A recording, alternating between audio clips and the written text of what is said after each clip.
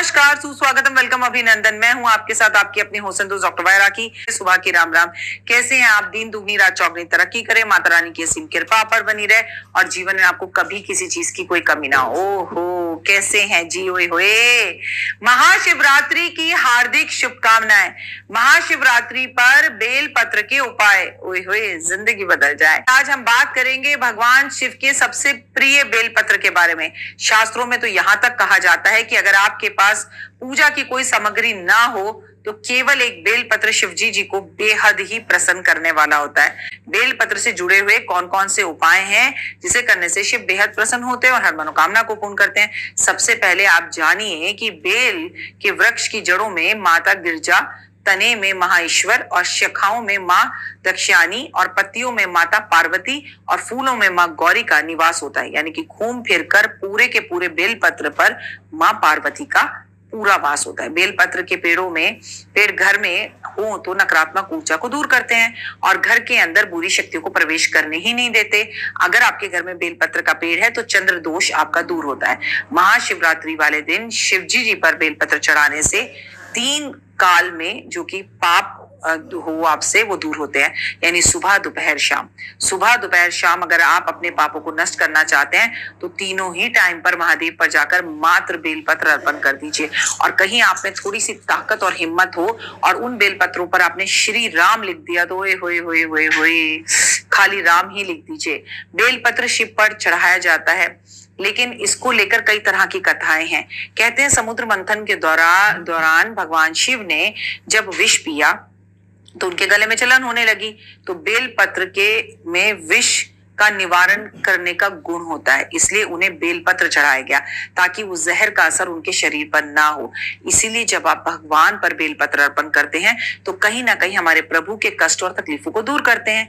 मान्यता है कि तभी से भोलेनाथ पर बेल पत्र चढ़ाने की परंपरा शुरू हो गई। और एक अन्य कथा के अनुसार बेल पत्र की 3 पत्तियां होती हैं।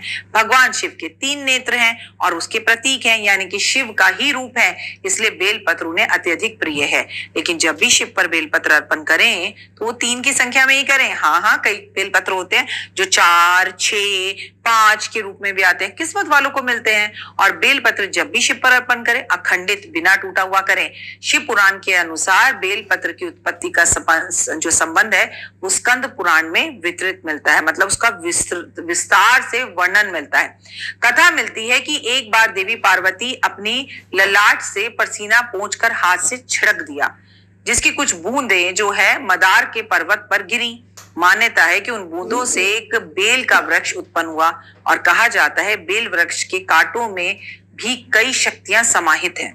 मान्यता ये भी है कि देवी महालक्ष्मी का वास इसमें होता है। जो श्रद्धालु शिव पार्वती की पूजा बेल पत्र अर्पित करते हैं उन्हें भोलेनाथ और माता पार्वती का विशेष आशीर्वाद मिलता है। इसीलिए बेल पत्र को आप हल्के में ना लें। लेकिन आज के दौरान हम अपने पड़ोसी के घर जाते हैं, उसके बेल पत्र तोड़ते हैं और उसे महादेव पर अर्पण कर देते हैं, जो कि गलत है।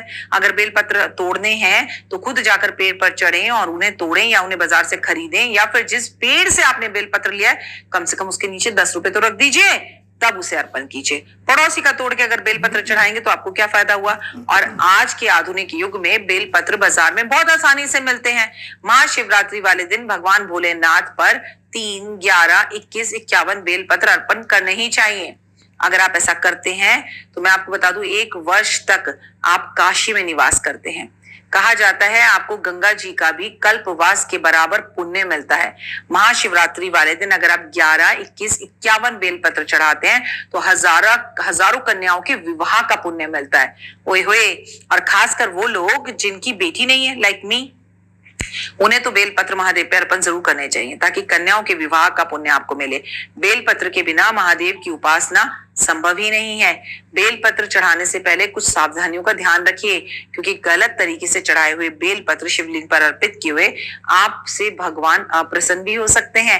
एक बेलपत्र में 3 पत्तियां होनी ही चाहिए। पत्तियां कटी भटी टूटी फूटी नहीं होनी चाहिए, उनमें छेद नहीं होने चाहिए, वो पड़ोसी के गमले से चोरी की हुई नहीं होनी चाहिए। भगवान शिव को बेलपत्र चिकनी और बहुत खूबसूरत जो चिकना वाला असर है उस तरफ से अर्पण करना चाहिए। शिवलिंग पर बेलपत्र अर्पण करते वक्त वक्त उसके साथ साथ जलधारा चढ़ाएं तो ओए हुए बात ही क्या, जीवन खूबसूरत हो जाए। भोलेनाथ पर बेलपत्र अर्पित करते समय आपको मंत्रों का उच्चारण करना चाहिए। जैसे आपको मंत्र का उच्चारण करना चाहिए, ओम नमो भगवते वासुदेवाय नमः। जी हाँ, आपको उच्चारण करना चाहिए ओम नमः शिवाय। आपको उच्चारण करना चाहिए हे नाथाय, हे शिवाय, हे पार्वती नंदन। पार्वती जी की जितनी आप नाम लेकर पार्वती नमः पार्वती नमः पार्वती नमः कर कर आप शिवलिंग पर बेलपत्र अर्पण करेंगे, उतना वो खुश होंगे। बेलपत्र तोड़ने के भी कुछ नियम होते हैं। कहा जाता है बेलपत्र तोड़ते समय भगवान शिव का ध्यान करना चाहिए। इसके अलावा इस बात का ध्यान रखना चाहिए कि आपको चतुर्थी, अष्टमी, नवमी, चतुर्थी या अमावस्या वाले दिन बेलपत्र तोड़ने से बचना चाहिए। संक्रांति वाले दिन आपको बेलपत्र तोड़ने से बचना चाहिए। आपको प्रदोष काल में बेलपत्र तोड़ने से बचना चाहिए। बेलपत्र तोड़ते समय इस बात का ध्यान रखें कि उनके जो समूह है वो 3 दल वाला ही हो, 3 पत्ती वाला ही तोड़े। अगर बेलपत्र आपको ज्यादा बड़ा वाला मिल जाए तो आप अपने आप को भाग्यशाली समझें, उसे शिवलिंग पे अर्पण करके उसे अपनी किताब में या पर्स में रखें। यदि महाशिवरात्रि वाले दिन किसी कारण आप पूजा करने में बेलपत्र ना मिले तो आप पहले ही शिवलिंग पर जो है चढ़े हुए बेलपत्र को उतारें, उसे गंगा जल से धोकर शुद्ध करें और उसके बाद श्रद्धा से फिर अर्पण कर दें। बताइए ऐसा कौन भगवान है जो आपको और करने देगा? केवल देवादिदेव महादेव। जब आप शिवलिंग पर बेलपत्र अर्पण करें, पूरी पूजा करें, तो उसमें से एक बेलपत्र लाकर या कुछ बेलपत्र लाकर हरे कपड़े में बांधकर अपने घर के मुख्य दरवाजे पे बांध दीजिए, ताकि कोई कष्ट तकलीफ आपके घर में आ ही ना पाए।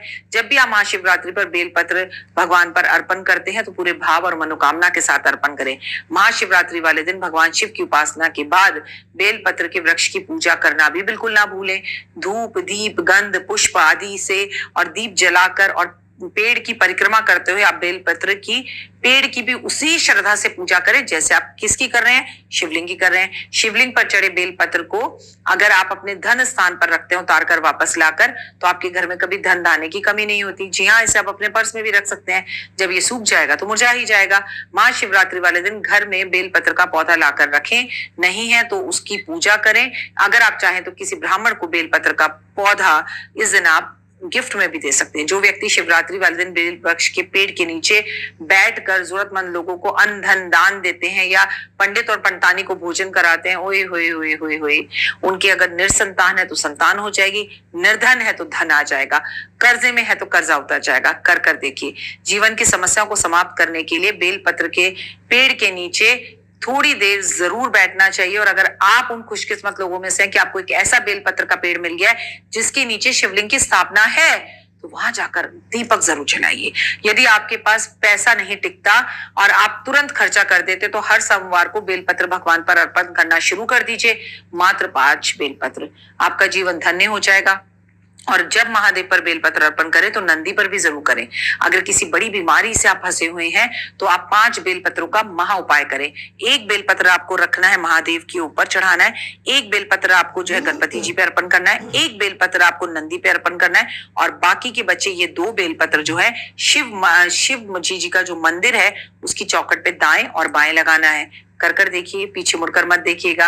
कैसे जबरदस्त इसके रिजल्ट आते हैं और हर मनोकामना पूर्ण होती है, सेहत बढ़ी। अब किसी के बाल निरंतर झड़ रहे हैं, चेहरे पर निखार नहीं है, बेलपत्र का ये उपाय बड़ा कारगर सिद्ध होगा। यदि बाल झड़ने की समस्या बहुत ज्यादा है, शिवलिंग पर बेलपत्र अर्पण करें, उसके बाद वो बेलपत्र घर ले आए, उसे पीस कर अपने बालों में उसका रस लगाना शुरू कर दें। देखिए चेहरे पर रौनक आ जाएगी। चेहरे पर भी वो रस लगाइए और आपके बाल झड़ने जो है वो बंद हो जाएंगे, जो झड़ रहे थे। यदि आप अशांत हैं, कलह रहता है, कलेश रहता है, तो शिव जी पर बेलपत्र अर्पण कर कर उसे अपने घर के मुख्य दरवाजे पर लाकर टांगिए। नकारात्मक ऊर्जा जो है वो खत्म हो जाएगी। परीक्षा में अगर आप सफल नहीं होते तो अपने जेब में एक बेलपत्र शिव जी पे अर्पण करके शिवरात्रि वाले दिन अपने साथ लेकर जाएं। शिव मंदिर में अगर शहद से लगाकर बेलपत्र अर्पण करें तो जिससे भी आप प्यार करते हैं वो गिरता वो आपके पैरों में आएगा। उसने आपको ब्लॉक भी कर रखा है तो ब्लॉक से भी खुल देगा। संतान प्राप्ति के लिए भी बेलपत्र का 1 लोटा देसी घी लें और उसमें थोड़ा सा गंगा जल मिलाएं, उसमें रखें एक बेलपत्र और आप ओम नमः शिवाय करते हुए महादेव पर अर्पण कर दें शिवरात्रि की रात को। और थोड़ा सा घी जब उसमें से शिवलिंग से नीचे आ रहा हो उसे उठाकर लाएं कटोरी में और ऐसी महिला जिसे संतान नहीं हो रही उसके पेट पर उसकी मालिश कर दें। आप ऐसा लगातार कर कर देखिए आपके जीवन में आत्मबल, आत्मविश्वास कैसे बढ़ेगा।